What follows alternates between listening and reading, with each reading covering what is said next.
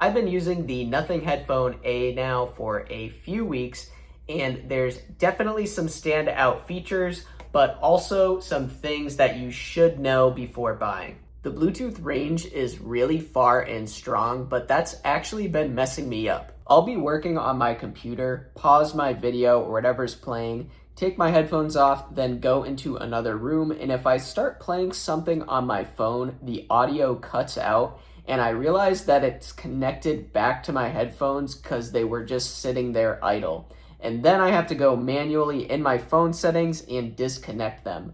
So I love the Bluetooth is so quick to try to connect to whatever device I'm using, but I've been struggling to forget to switch them off to avoid unwanted Bluetooth connections. On a similar note, I really had to get used to pausing these whenever I take them off my head because I've gotten used to the AirPods Pro Max and these automatically pause whenever you take them off.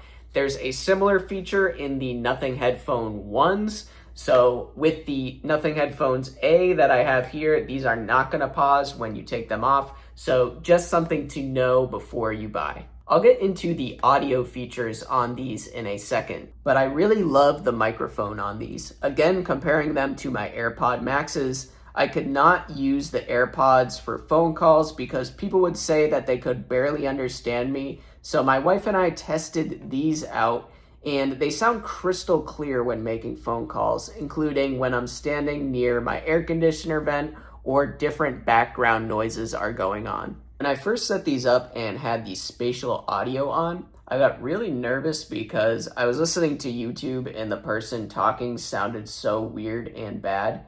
I turned the spatial audio off and they instantly sounded really good just on the default settings. There's a ton of audio customization in the app if you want to get detailed, but even with the suggested audio profiles and testing out spatial audio with different types of content, these are really impressive and honestly much better than my AirPods Max as a reference point. These have 4 active noise cancellation levels: high, mid, low, and adaptive. Then you also have the transparency mode that kind of mics in outside noise as if nothing is covering the ears, or just have both of these off. I love the sounds the headphones make to usher you into each setting. When going into noise cancellation, it makes a thud. And then going into transparency, it has like this big exhale breath, and it kind of makes it less jarring to start having noise again. The battery life is kind of crazy on these. I can confirm that just 5 minutes of charging will get you 8 hours of playback with the active noise cancellation turned on. They fully charge in just 2 hours, and the battery lasts between 75 and 135 hours based on the ANC settings, which has been really nice that I don't have to worry about charging these. These headphones look funky and unique, but feel well built and are super comfortable to wear for hours at a time with the very soft top pad and ear cups. I love that the ear cups are a silicone material, so they're super easy to clean. Again, compared to the fabric ones on the AirPod Maxes that have gotten kind of gross. I love the physical buttons, and some are even customizable through the app. For example, one of the buttons can even be mapped to your camera, which is pretty cool. My wife and I have both been testing out these headphones for the last couple of weeks. And unfortunately, even though we have separate Nothing accounts, if one of us changes any of the settings, that transfers and changes the other person's settings once they connect the headphones.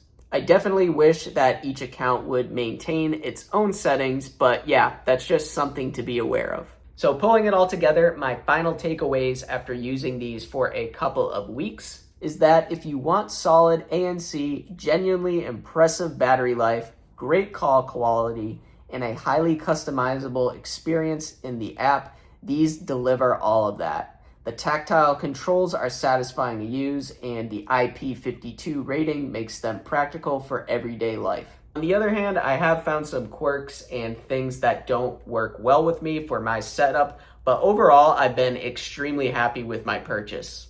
When comparing these headphones with my old AirPods Pro Max, I think they stack up really well. The sound quality and active noise cancellation is very comparable, and they offer a much more customizable experience inside of the app. So at the end of the day, I would definitely recommend these, and I think they are a fantastic value.